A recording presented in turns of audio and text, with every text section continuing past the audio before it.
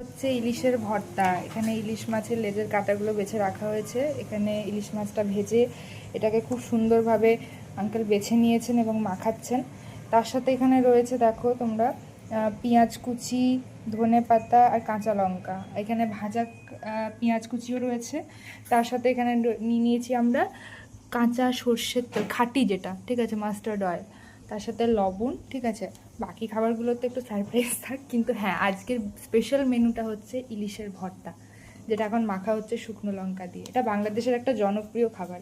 Actually অনেকে লেজা খেতে পছন্দ করে না বা খেতে পারে না কাটার জন্য, সেই জন্য কিন্তু আজকে ভর্তা স্পেশাল হচ্ছে। বাড়িতে সবাই এটা খেতে খুব পছন্দও করে, ঠিক আছে।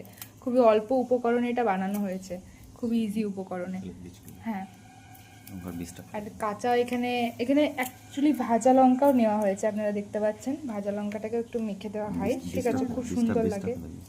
এবার ভাজা লঙ্কাটার বীজটা ফেলে দেওয়া হলো এবং এটাকেও ভর্তার মধ্যে দিয়ে দেওয়া হবে। একটু লবণ সাথে অ্যাড করে নিলাম, হ্যাঁ, একটু লবণ সাথে অ্যাড করে নিলাম। আর এখানে বাকি উপকরণগুলো যাবে। হ্যাঁ, এটাকে বেশ সুন্দরভাবে একটু মাখিয়ে নেওয়া হচ্ছে।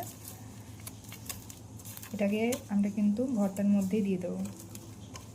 দেখতে পাচ্ছ খুব সুন্দরভাবে এটা মাখানো হলো। হ্যাঁ, এবং তার সাথে চলে যাবে পেঁয়াজ কুচি, ধনেপাতা কুচি আর লঙ্কা কুচি। এই তিনটাকে একসাথে এবারে মাখিয়ে নেওয়া হবে। এটা কিন্তু খুব টেস্টি একটা খাবার, খুবই অল্প উপকরণে। শুধুমাত্র ইলিশ মাছটা আপনারা নিয়ে এসে ভেজে নেবেন তেলের মধ্যে একটু লবণ আর হলুদ দিয়ে। তারপরে কিন্তু বাকি পেঁয়াজ কুচি, লঙ্কা কুচি এবং ধনে পাতা, এটা তো বাড়িতে সবারই থাকে, বেসিক্যালি পেঁয়াজ তো থাকে।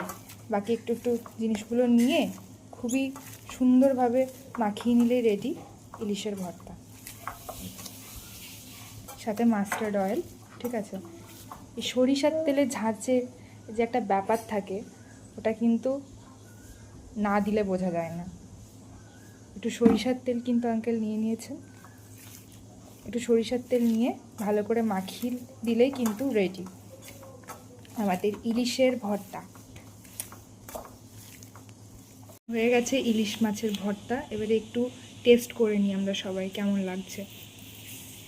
এটা কিন্তু আলাদাই স্বাদ পাওয়া যাবে। কেমন আছে? ভালো লাগছে।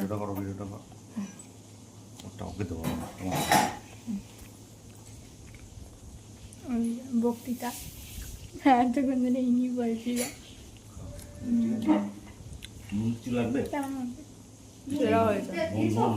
আলাদাই। নুন কিছু লাগবে না, পারফেক্ট।